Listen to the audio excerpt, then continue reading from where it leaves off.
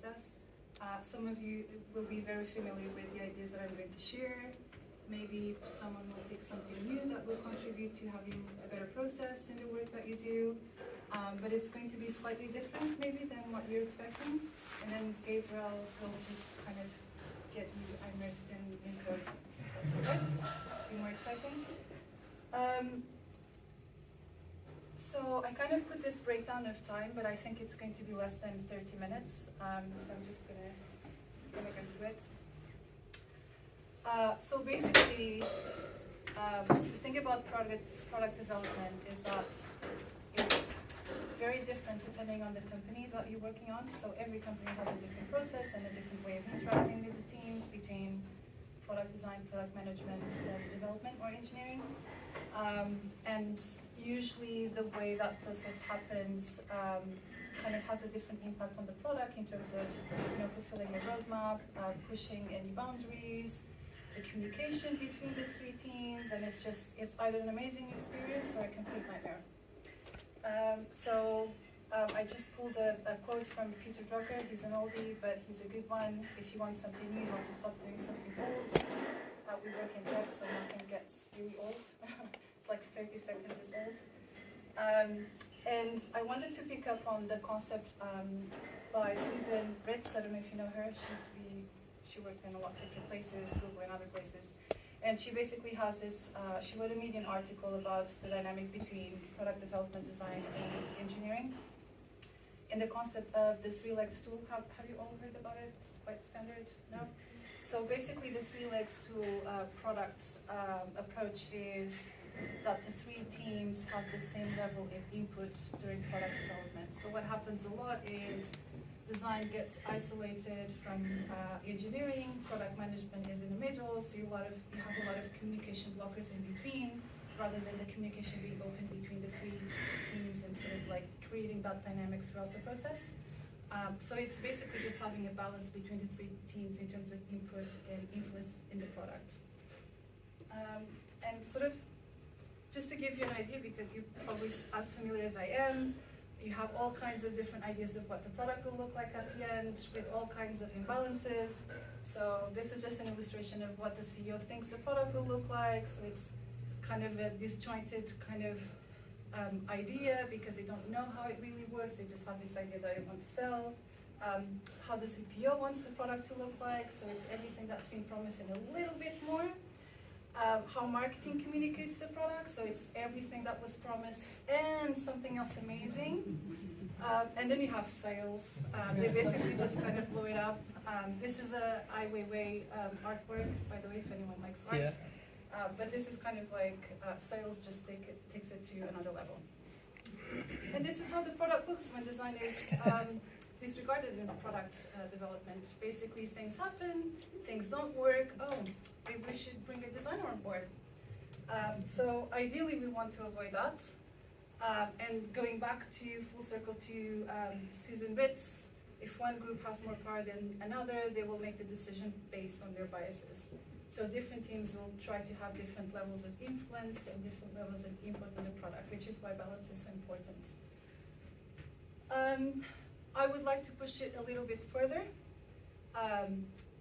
with sort of like a base of ikigai. Don't know if you know what ikigai is. It's a Japanese concept of having a holistic sense of purpose. Again, goes back to balance. And it's sort of around these four spheres instead of three different areas of product development, design, and engineering.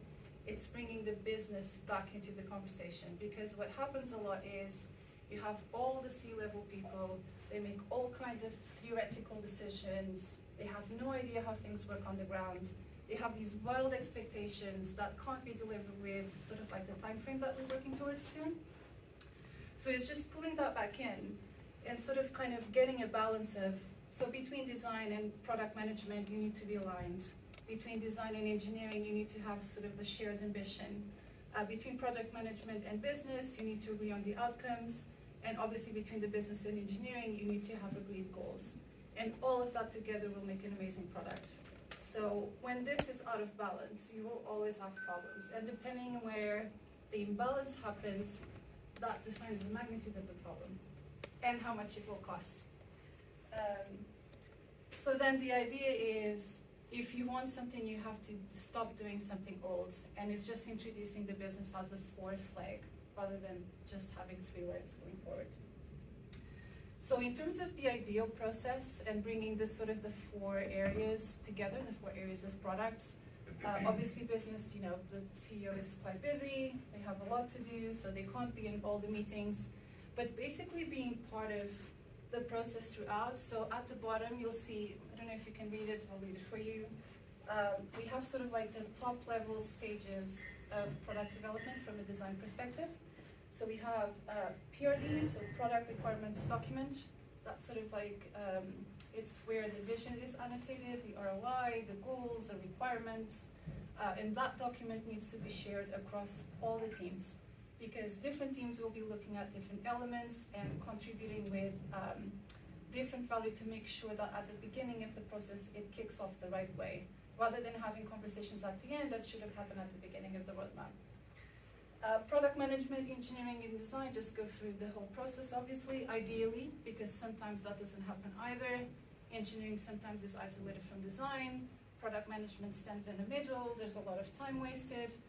Every single word that a product manager says, if it's the wrong word, engineers will understand one thing, designers will understand another thing, and it's just a snowball. So basically the stages, so PRDs, research and data, product mapping and information architecture. At that stage, afterwards, lo-fi wireframes, user testing, hi-fi wireframes / design system, depends on the maturity of the product. And then at the end, development, dev delivery. In between of these top level stages, design reviews should always happen. Even if it's not a file delivery from an engineering point of view, it's really important that tech validation happens early on. And that will also help in terms of, you know, the engineering team can understand what's incoming in the next sprint, or 2 sprints ahead, or in the next quarter. It allows negotiation in terms of managing expectations with the chief exec and with the chief product officer. So it just takes away a lot of blockers that we might be able to avoid early on. So design reviews are important. You're not always looking at screens, but you're discussing the work that's being done. You know what's coming, you know what's coming afterwards. So in terms, again, from a design perspective, I think there's a lot of shared items across the 4 teams. From a business point of view, it's important that the business communicates a well-articulated vision, expected or projected ROI per time cycle, so that might be a quarter, that might be something else. Agreed top-level prioritization, and obviously a roadmap sign-off. Again, very top level, but it's important that when the CEO says, why hasn't the product launched? It's been 6 months, and you have to say our roadmap is 12 months, not 6 months, so this is why. Product management, agree on product requirements, making sure that they're aligned with the business vision. Sometimes there's a discrepancy there. That might be a bit dangerous again, so it's really important that's kind of settled at the beginning. Collaborative approach in terms of items prioritization, so we're talking about features or any product updates. Enabler of expertise in terms of alignment rather than siloed imposition. I've worked with a lot of different teams, product managers. The best product managers, as you probably know, they enable collaboration and they're really good communicators. Product managers that need a bit more experience, they tend to speak with each team separately, and that sort of kind of creates blockers that shouldn't be there. And obviously having a consistent and clear communication on status of the product in terms of sprints, what has been agreed, how is the backlog looking, what sort of prioritization we're doing, etc. And then obviously engineering, availability and schedule presence. I'm not a developer, but I value my focus time a lot. I value not being interrupted, not having pointless meetings, but it's important to keep that communication and that flow happening between the teams, especially if you're paired with a developer or a specific area engineering team for a specific part of the product. So just being available and sort of like, if we have to schedule meetings, let's just have like in addition to a stand-up or something else. Obviously collaborative approach to negotiation. So not just saying it's not possible, can't be done, no, no, no. So just something a little bit different. And then obviously consistent follow-up pre and post file delivery. It's important to know how the build is going, if engineering found, anything that design might need in terms of the build of the product or anything that needs to be implemented. There are a few designers that think that as soon as they deliver the files, their hands are off. Their hands are never off until the product is launched, and it's really important to continue working as a team until the product is out. That's absolute key. Blockers. This is interesting. So these are the kind of things, just pulled a few that sort of, they're kind of jokes between designers,